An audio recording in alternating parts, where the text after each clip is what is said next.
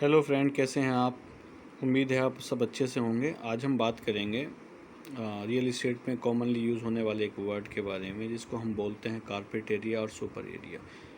ये दोनों में फ़र्क क्या होता है और बिल्डर हमें किस तरीके से सुपर एरिया सेल करता है और लोडिंग फैक्टर क्या होता है, तो इसी के बारे में आज हमारी ये वीडियो है। इसको आप पूरा देखिए लास्ट तक, तो आपको ये पूरा कॉन्सेप्ट क्लियर हो जाएगा।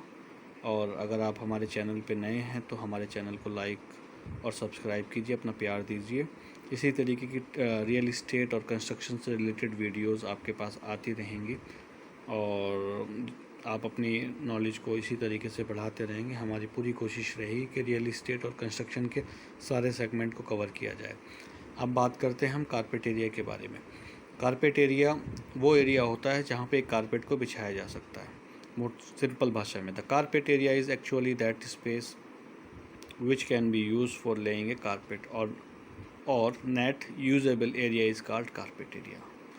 तो कारपेट एरिया वो है जहाँ पे कारपेट एरिया में कारपेटिंग बिछाई जा सकती है। अब मोटे मोटे तौर पे इसकी बात करें तो इसमें आपका बेडरूम कवर हो जाता है, ड्राइंग हॉल कवर हो जाता है, इवन बाथरूम को भी ये कवर करते हैं, लिविंग रूम, डाइनिंग रूम, इन सब को कारपेट एरिया में cover. Net usable area in called carpet area. RERA ने अब इसकी थोड़ी सी एक बताया कि क्या हो सकता है। तो carpet area means that the net usable area of an apartment excluding the area covered by the external walls, service shaft, balcony etcetera. अब जब कोई भी क्लाइंट बिल्डर से फ्लैट ख़रीदता है तो उसको एक नक्शा दिखाया जाता है।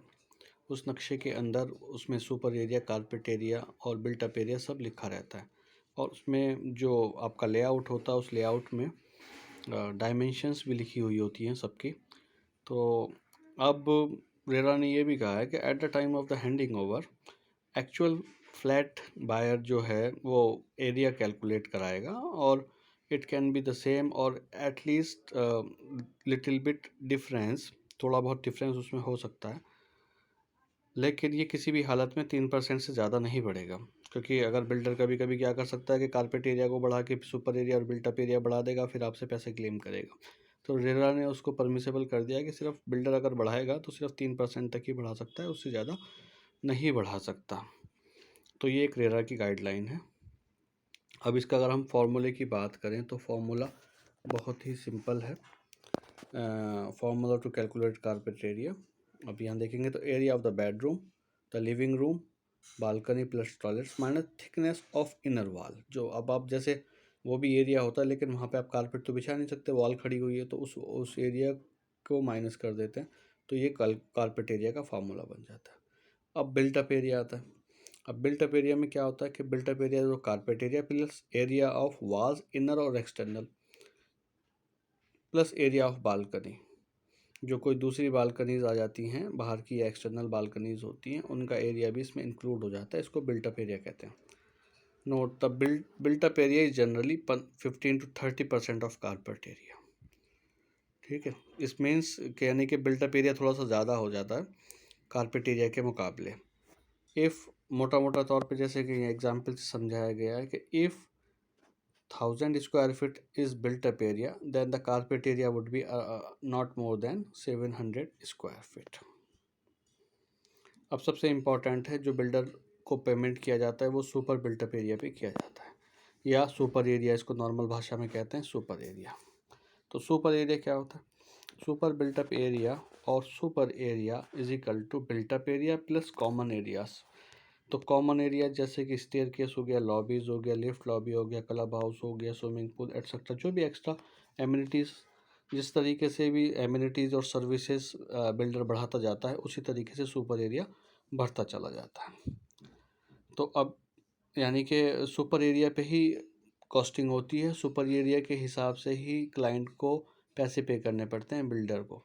क्योंकि बिल्डर कहता है कि भाई ये सारी एमिनिटीज़ जो हैं वो आप ही के लिए तो बनाई गई हैं, तो इसका पैसा कौन देगा?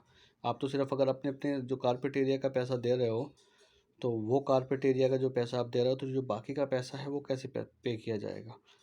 तो इस वजह से सुपर एरिया पे कैलकुलेशंस होती हैं।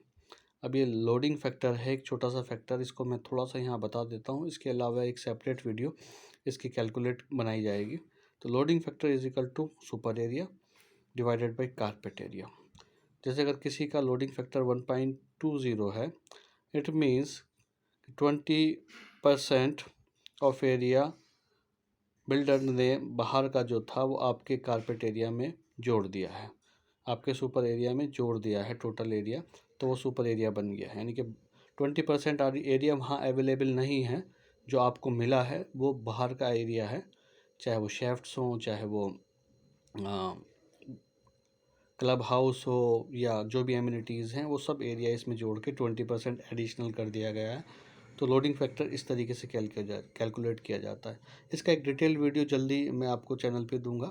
अगर ये इन्फॉर्मेशंस आपको अच्छी लगी हों और आपकी समझ में आ गया हो तो प्लीज़ हमारे चैनल को सब्सक्राइब कीजिए, अपना प्यार दीजिए। और अगर आपका कोई सवाल है जो आपको ना समझ में आया हो तो प्लीज़ एक कमेंट बॉक्स में लिखिए, आप क्या जानना चाहते हैं, तो उसका रिप्लाई कर दिया जाएगा। Thank you so much.